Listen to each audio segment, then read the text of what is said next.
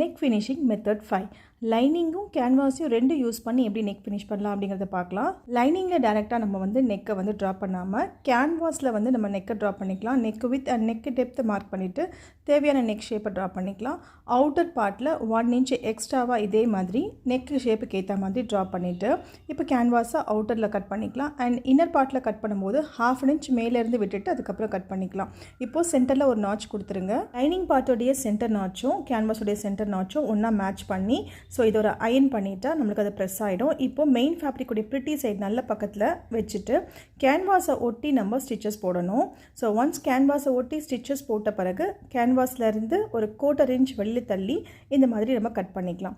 இப்போ நாட்சஸ் போட்டு டாப் ஸ்டிச்சும் போட்டுட்டு இதை கம்ப்ளீட்டாக நம்ம வந்து ராங் சைடில் திருப்பிட்டோம் அப்படின்னா நம்மளுடைய நெக் வந்து ரெடி ஆகிடும்.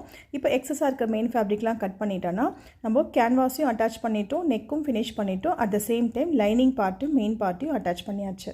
நீங்கள் வீட்டில் இருந்தே கோர்சஸ் லேர்ன் பண்ணிக்கணும் அப்படின்னா நம்மக்கிட்ட ஆன்லைன் கோர்சஸ் அவைலபிளாக இருக்குது. இல்லை டேரெக்டாக வந்து நீங்கள் லேர்ன் பண்ணிக்கணும், ஹேண்ட்ஸ் ஆன் ப்ராக்டிஸ் வேணும் அப்படின்னு நினச்சிங்கன்னா ஆஃப்லைன் கோர்சஸும் அவைலபிளாக இருக்குது. So for more details contact with this number.